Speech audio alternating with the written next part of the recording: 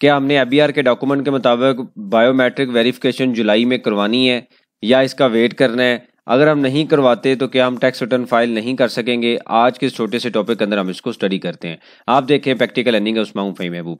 वापस आते हैं टॉपिक के ऊपर। तो एक डॉक्यूमेंट इशू किया गया था मार्च के अंदर, SRO 350। इसमें मल्टीपल पॉइंट्स थे, बैलेंस शीट के हवाले से, उसके अलावा वेरिफिकेशन के हवाले से, फेक इन्वाइसेस के हवाले से, और भी 3-4 पॉइंट थे जो उन्होंने बताए थे। कैपिटल, वर्किंग कैपिटल के हवाले से, कैपिटल का जो 5 टाइम से ज़्यादा आप सेल नहीं कर सकते, उसके ऊपर डिस्कशन की गई।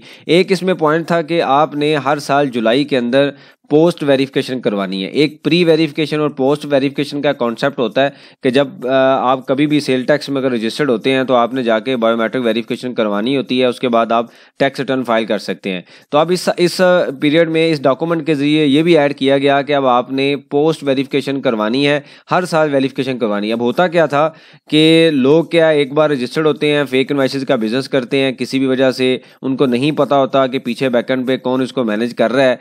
हालांकि जो बंदा मैनेज कर रहा है वो डिफरेंट है, जिसके नाम पे टैक्स रिटर्न फाइल की जा रही है वो डिफरेंट है। तो एबीआर ने उसके लिए हर साल एक वेरिफिकेशन का प्रोसेस रख लिया है कि ताकि वो बंदा आए, वेरिफिकेशन करे, अगर कोई मसला हो तो एटलीस्ट 1 साल के बाद उनको पता चल जाए या टाइमली आइडेंटिफाई हो जाए।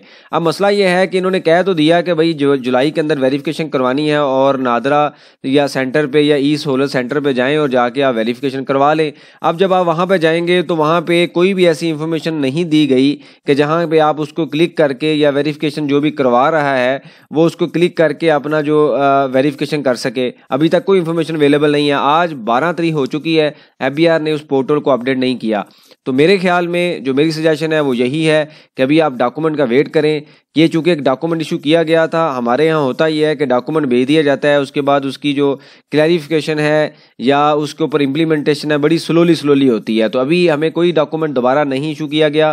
क्वाइट पॉसिबल कि एबीआर 15 जुलाई के बाद या 20 जुलाई के बाद कोई डॉक्यूमेंट दोबारा इशू कर दे या कोई न्यूज़ दे दे कि अगर आप इस डेट तक वेरिफिकेशन नहीं करवाएंगे तो आपकी रिटर्न फाइल नहीं की जाएगी, आपको कमिश्नर से अप्रूवल लेना पड़ेगा।